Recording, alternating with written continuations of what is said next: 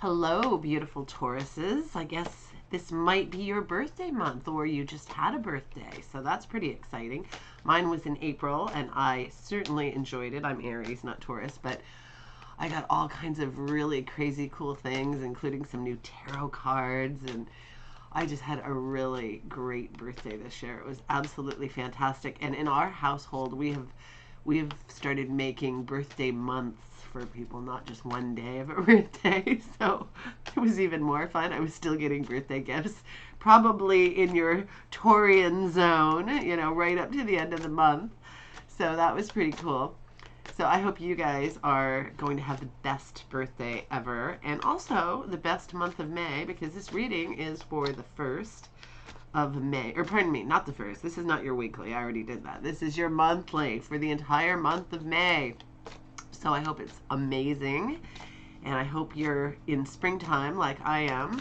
I'm dying of allergies. I've got the window open. It smells so good that I might start sneezing at any minute, but if that happens, I guess we'll have to live with it. So I'm going to do a new spread for you today. The original spread was called the Love Life Thermometer, and I'm changing it to the Life Thermometer because it's not specifically about love, but you can listen to it and just apply it to general life, like the way I'm going to read it. Or you can have a question in mind, and then you can just apply it to whatever question is in your head. And it will make sense to you, I'm sure, with whatever the thing may be. So let's check it out. Okay, so we'll flip the first card, and then we're going to go like this. Okay.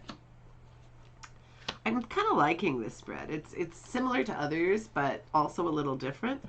So this is your life right now, the Page of Swords. So the Page of Swords, the last reading I did, which was for Aries, had the King of Swords in this position.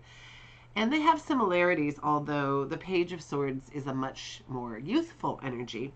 So this can be a person, but being that it's about your life, I'm going to say it's kind of a mode you're in right now, unless you're very attached to a person who's like this, and maybe it's sort of covering your entire life. Like, I mean, if it's your child and you spend most of your time with your child, or your friend and you spend most of your time with your friend, then I could see it, sort of being such a big factor in your life that would come up. But other than that, I'm going to say it's like an energy that you need right now, because swords are so about learning and developing your intellect and seeking the truth and being a good communicator.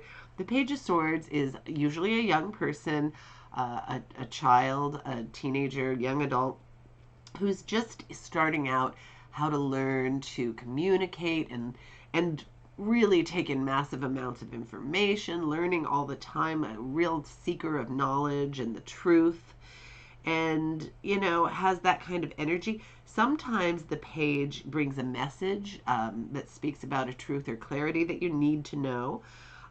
That's always kind of exciting when that happens, and it's for the positive. In general, it's about communication, the truth, your thoughts. Your thoughts may be on a really positive uptake right now, thinking about ideas that you can put into motion, thinking about new information that you can pull in to,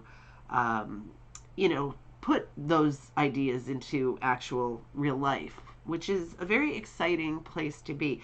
The thing about this card is it's very youthful and energetic. And even though it's about something ethereal, which is about our thoughts and that kind of thing, it's, our thoughts become things and our ideas become things. So it's a very exciting card. So, number 2 is something to make note of. The King of Cups. The King of Cups is very, very passionate and rules his kingdom with passion. He's very expressive, very good at expressing his feelings. Being that you have both of these cards together, I'm thinking that somebody might be giving you a message of love, or that you might be hearing something about somebody's passionate heart is being open to you and well communicated. It could be either one of these figures, or it could be something that's all about you, or it could mean that you're open to that kind of communication. I mean, just to throw something out there, you could be in a long-term marriage to this person, and maybe there's been a lack of communication, although he's a very loving person, and suddenly there's going to be this roadblock that's opened, so your communication is much more free and open and better, and there's this resurgence of love and passion. I mean, that's just one scenario out of 1,000 it could be for whatever your personal circumstances. But it's a beautiful combination, a great combination, love and communication. What could be better? So then we've got general advice. Let's see how we can turn this card into some kind of advice. The Fool. Okay, this is easy. The Fool is a fantastic card. Now, you guys, Taurus, generally, I mean, there's a lot of crossover, and you guys are right next to Aries, and Aries, if you're on the cusp of Aries, you can be a very wild person. I've met many of them. But if you're kind of in the middle of Taurus, you might be, excuse me, a more grounded person, somebody who's a little bit more of a homebody, somebody who doesn't fly off on a whim on some wild adventure. So this card might be, I'm going to say it is. I'm not going to say might be, even though you're all in different circumstances. The Fool is a reminder to know that the universe has your back, know that you're one with the universe, know that you can take a risk and you're going to be okay, and just feel the freedom that you actually have. You don't have to feel confined. You don't have to feel trapped. I'm sorry, but everything's blooming outside and my window's open, and I will, choke to death a little bit. Sorry about that. Feel free, feel alive. It's a youthful card. Both of these cards are extremely youthful, high-spirited cards. He's an adventurer. He's taking everything in.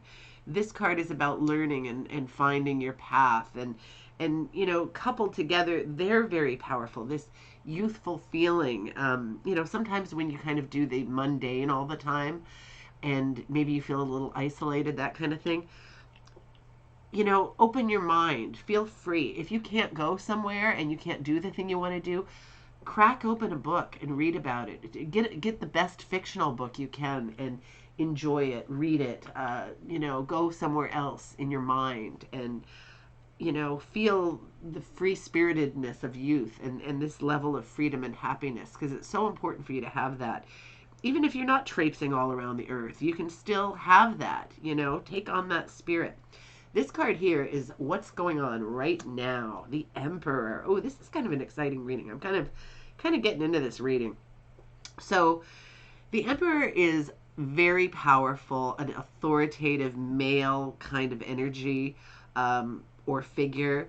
If you have an employer who's like that, or a father, or maybe a partner or something, where there's this strong male figure, it does not have to be male. There are women who have this kind of level of authority, but we all have female and male within us, so it is like a male, a traditionally male characteristic, and it also is a person who is in a position of authority of some form. So maybe this is somebody that that you're dealing with a lot. Maybe it's somebody who's in your life all the time, or maybe you have some situation like you're going to your employer to try to get a promotion or something of that nature, and so you have to deal with that person on a more personal level. So think about that, who that could be, what the situation could be. Sometimes it's, it could be anything where you have to deal with quote unquote authority. So think about what that means in your life and what you should do about it. Maybe this advice applies to you. I mean, it sometimes doesn't when you're dealing with authority, depending on what they're like. But say you work in a creative field and you're going to go talk to your boss about a promotion or something. Maybe be a little freer in your speech and how you approach the person. Maybe act a little bit more innovative and different and out there, not the typical person that they encounter all the time. Maybe there's a way to apply this to this and to all the areas of your life that will make it a better month, a more fun month, maybe a more productive month, maybe financially a better month, depending on who this is. So this is what's going to happen next. The star. The star. Now, a lot of people lately have gotten the tower because we've got all this upheaval in the world and all this bad stuff. And in the tarot deck, in the major arcana, the star comes after the tower. And it's like all about, after all the upheaval and turmoil and, bad stuff, and we don't know which way is up, then comes the star to bring us hope and, renew us, give us new life, give us, a light at the end of the tunnel, new hope, new everything, fresh and new. It's a wonderful card, a beautiful card, a card we definitely want in these troubled times because we need this. Like, and I'm not one of these people who tell you, oh, have blind hope, as we're falling down the pit, let's all be, thinking everything's just fine and dandy. I won't ever do that for you. But I think that right now we could be having some of our most innovative times.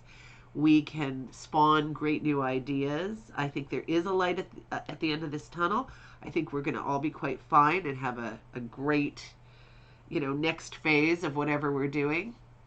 So Taurus, I like your reading. I think it's quite positive. I hope you can apply it to your life in a way that makes sense.